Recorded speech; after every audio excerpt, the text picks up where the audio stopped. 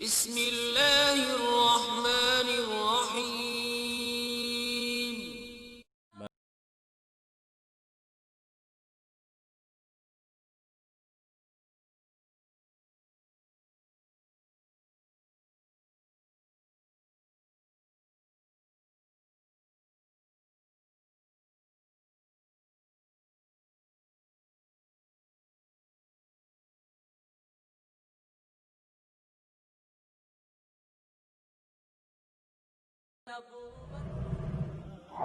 Like us on Facebook.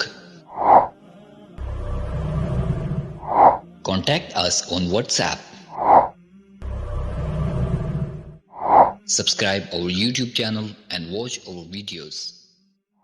میں اپنی بات کو آگے بڑھاتے ہوئے یہ عرض کرتا چلوں کہ اسی سفر کو جاری رکھنے والے ان خوش نصیبوں میں جو کہ گمراہی سے نکل کر ہدایت کی روشنی کی طرف آتے ہیں، ہمارے بھائی جناب بھائی شمس الدین صاحب ہمارے ہاتھ تشریف فرما ہیں۔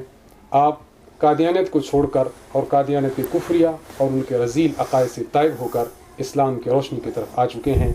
میں آپ کو مرکز اہل سنت والجماعت اور احناف میڈیا سروس کے اسٹوڈیو میں خوش آمدید کہتا ہوں۔ بھائی کا وجہ اس کی کہ میں اپنی زبان سے تعارف کراؤں، مناسب سمجھوں گا کہ میں بھائی کی خدمت میں عرض کروں کہ اپنی زبان سے اپنا تعارف فرمائیں۔ آپ احناف میڈیا سروس میں تشریف لائے ہیں، آپ فرمائیے کہ آپ کا تعارف کیا ہے اور آپ کہاں پیدا ہوئے اور آپ کی تعلیم کیا ہے اور قادیانیت کے ماحول میں آپ کس طرح پلے اور بڑھے ہیں۔ اعوذ باللہ من الشیطان الرجیم، بسم اللہ الرحمن الرحیم۔ سب سے پہلے مفتی صاحب آپ کا بہت شکریہ، آپ نے مجھے اپنے ہاں بلایا۔ قادیانیت مجھے اصل میں وراثت میں ملی۔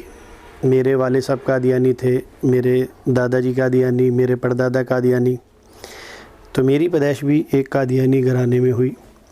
اور یہ قادیانی گھرانہ وہ نہیں ہے کہ عام قادیانی ہے۔ میں یہاں ایک تھوڑی سی بات کی وضاحت کرتا چلوں کہ قادیانیوں کا جو اس وقت موجودہ لیڈر ہے مرزا مسرور احمد، وہ اور میرے والد صاحب رضائی بھائی ہیں آپس میں۔ میرے والد صاحب نے اور مرزا مسرور صاحب نے ایک ہی والدہ کا دودھ پیا ہوا ہے، تو اس لحاظ سے وہ میرے رضائی چچو ہیں، میں ان کا رضائی بھتیجا ہوں۔ تو میری ساری تعلیم، میرا بچپن اور تقریباً 35 سال کا عرصہ چناب نگر کو آپ جانتے ہیں صاحب کا ربوہ ہے، یہاں گزرا ہے۔ یہیں پہ میں نے قادیانیت کی بھی تعلیم حاصل کی، یہیں پہ میں نے اپنی دنیاوی تعلیم بھی حاصل کی۔ اس کے بعد میری مختلف لوگوں سے ملاقاتیں ہونا شروع ہوئی اور میں نے کوشش کی کہ میں مسلمانوں کو قادیانی کی طرف لے کے آؤں۔ تو اس کوشش میں جاری تھی کہ میری ایک بندے سے ملاقات ہوئی، اللہ انہیں جزائے خیر عطا فرمائے۔ انہوں نے مجھے اسلام کی دعوت دی، میں نے ان کو قادیانیت کی دعوت دی۔ تو ہوا یوں کہ آپ کو پتہ ہے قادیانیت وراثت میں ملی اور قادیانیت کے بارے میں مجھے سارا علم تھا۔ تو مرزا غلام احمد قادیانی، جسے اس وقت جب میں قادیانی تھا تو ہم اسے اللہ کا نبی اور رسول بھی مانتے تھے، تو اس نے اپنی کتاب میں قسم کھا کر یہ کہا ہے کہ حق کی قسم عیسیٰ ابن مریم فوت ہو گئے، اور ہم اس کی بات پہ دل و جان سے ایمان لاتے تھے کہ کیونکہ یہ اللہ کا نبی ہے اور نبی کے بھی جھوٹ نہیں بولتے۔ تو جب میں نے ان دوست سے یہ بات کی تو انہوں نے مجھے صحیح بخاری پڑھنے کے لیے دی کہ آپ یہ پڑھیں۔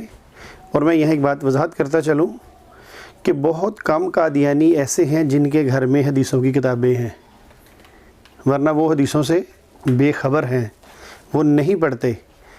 تو جب میں نے صحیح بخاری کا مطالعہ شروع کیا تو جلد نمبر 2 میں نے اللہ کے نبی کریم صلی اللہ علیہ وآلہ وسلم کی حدیث مبارکہ پڑھی۔